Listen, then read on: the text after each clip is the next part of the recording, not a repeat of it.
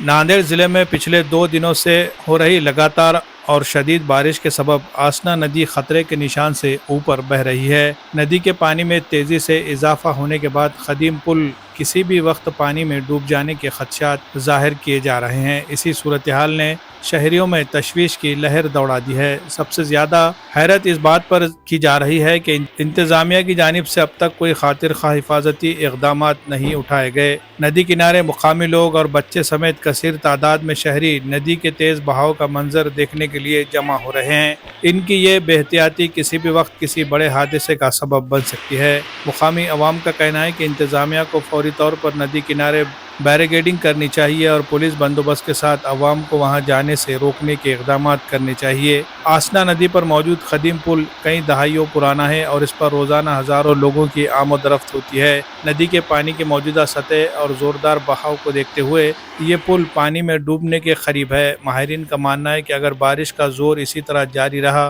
तो पुल के ढांचे को भी नुकसान पहुंच सकता है। नदी के बहाव को देखने के शौक में लोग बड़ी तादाद में पुल और अतराफ में जमा हो रहे हैं। मुकामी रिहायशियों ने अंदेशा जाहिर किया है कि भीड़ में किसी भी वक्त फिसलने या पानी में बह जाने का हादसा रोनुमा हो सकता है। शहरियों ने इंतज़ामिया से अपील की है कि फौरी तौर पर पुलिस की नफरी तैनात की जाए और अवाम को नदी से करीब जाने से रोका जाए। आसना नदी के इर्द गिर्द देही इलाकों में भी पानी फैलने का खदशा बढ़ गया है। किसानों का कहना है कि अगर बारिश का यही सिलसिला 2 दिन मजीद जारी रहा तो नदी का पानी खेतों में दाखिल होकर फसलों को नुकसान पहुंचा सकता है। शहरियों और समाजी कारकुनों ने ज़िलाई इंतज़ामिया से मुतालबा किया है कि फौरी तौर पर अलर्ट जारी किया जाए, खदीम पुल पर आमद-रफ्त महदूद की जाए और नदी किनारे हिफाजती इक़दाम किए जाए ताकि किसी बड़े सानहे से बचा जा सके।